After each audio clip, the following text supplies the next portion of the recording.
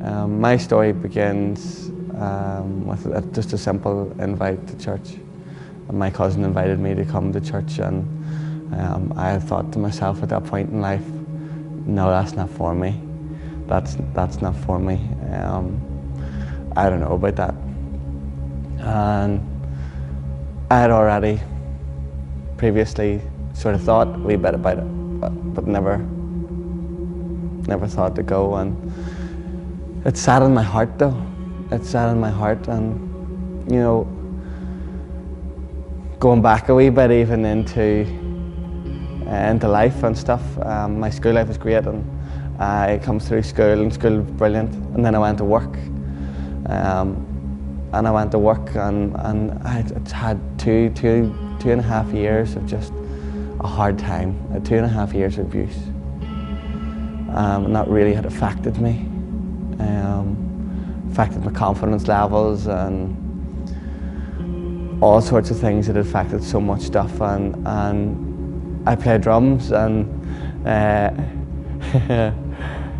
I always use my drums as an escape, as in like a way out, like my medicine. Just, it's what I used it for. It was like a get away from everything. Everything just was so hard, and my expression was through music. And I started to play heavy metal music, and I got myself into rock bands and different bands, and nothing could ever fill me. Nothing could ever fill what was in here.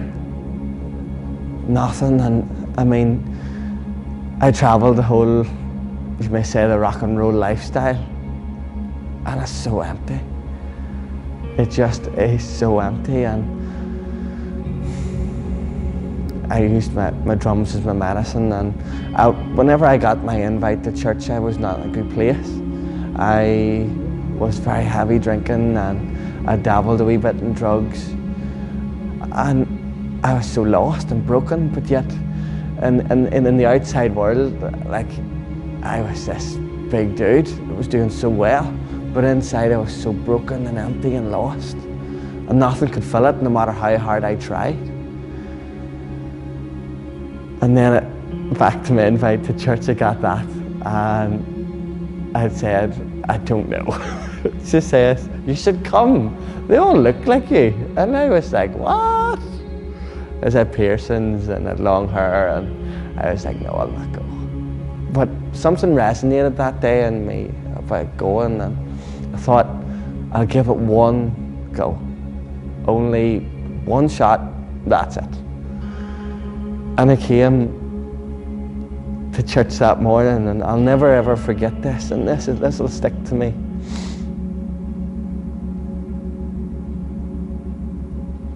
Izzy in our church just said, you look amazing today. You look... We'll go from there. Come on ahead. Take it back. Yeah. The teary bit, can't fake that, like, that was real emotion. So just arrived at church. Yeah. Yes, I arrived at Spectators Bite. Spectators. Yes, I arrived at church, and I'll never forget it. Izzy in church just randomly just popped up, and there she was, and she'd said to me, you look amazing today. And that hit me so hard, because I had travelled through so much stuff, and I was nearly, I just know, at that time I had no emotions, and I was just so cut off from everything. I was using everything to mask that emotion, that emotions in me, and she had just hit me with kindness and love, and that impacted me so heavily coming into church, and I didn't even know how to say thank you. I just looked at her. It's like,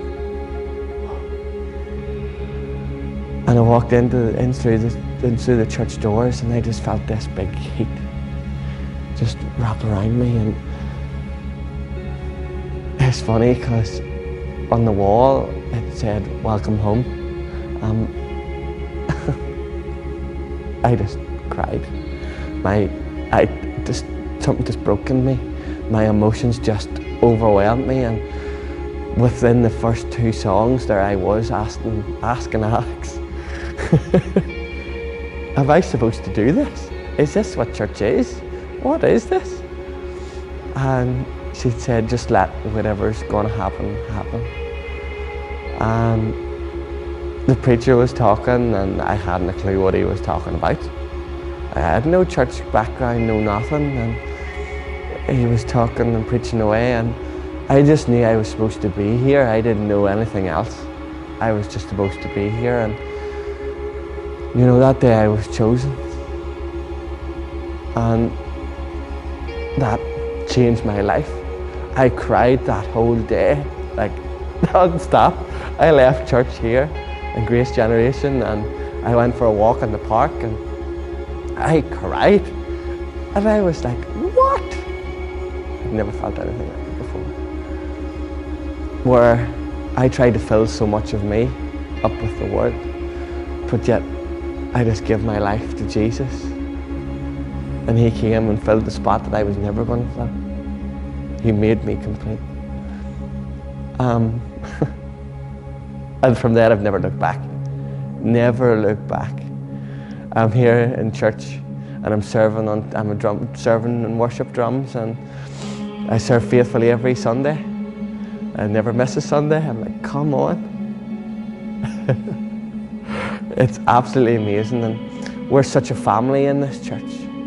We're all about coming alongside people and championing them on. Through whatever background, whatever they've come through, whatever they're facing right there and then, we're right beside them, praying for them, leaning on them, praying in with them in their situation and championing them on. Because that's what we're about. And I'll just say this one more thing, and God's so good. God's so good. I have dyslexia, and my dyslexia, in a sense, almost ruled me. I had so much fear over it, so much anxiety about it, so much. Whenever I talked about reading or anything, I looked at pain, it hurt. Because the world wanted me to be like that. The world kept telling me I can't do things. But I can do everything through Christ who strengthens me, because my God is championing me on. Just a few weeks ago, in prayer time, I felt on my heart I needed to read. This song was on my heart, and I felt on my heart that I needed to read. And I was like, oh. And whenever we stand in His love, our fear doesn't stand a chance. I just stood there in prayer time, and I leaned with all my might on Him to guide me.